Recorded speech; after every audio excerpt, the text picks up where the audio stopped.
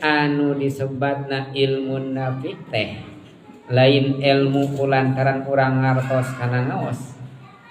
Ilmu nafi teh sanes seueurna murid, ilmu nafi teh sanes seueurna jamaah ribuan. Tapi ilmu nafi diri disebatkeun anu tiasa ngahontal ridona Allah. Saur Imam Ghazali nyebatkeun ari ilmu nafi anu tiasa ngahontal ridho Allah teh ilmu kumaha. Ladang masantren, ladang sakola tepikeun kagaduh gelar doktor profesor. Ladang masantren gedah gelar kiai haji ajengan ustad. Nu kumaha cenah ilmu nafi nurutkeun Imam Ghazali. Saur Imam Ghazali nu disebatna ilmu nafi teh wa ma yazidu fi khaufika minallah.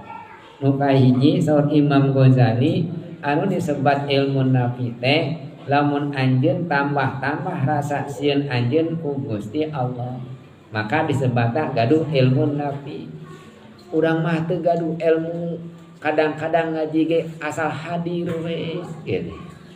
Teu emot anu dicarioskeun teh bisa teh lamun keur suka bunga daek ceurik, lamun teh mah keur sedih daek ceurik, hah jeung heh we urang mah dina pangajian teh. Lamun ajenganna rame hah ceurik, lamun teu rame tuluh ngelai pan kitu urang mah.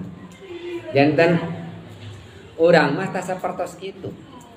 Jadi ilmu nu nafi teh nu mana? Da geuning abdi mah ilmu nalika urang ngaos teh teu ngartos-ngartos wae. Inti dina ieu saur Imam Ghazali, lamun urang ladang ngaji teh tambah-tambah sieun ku Gusti Allah, maka eta urang gaduh ilmu nafi. Beuki dinten teh urang teh dikeusieun ka Gusti Allah. Nah, akhirna kumaha? Urang teh tamih amal. Daek ngarobah diri. Jangan nyinusieun ku Allah mah lain ngajauhan ka Allah tapi nyaketan ka Allah.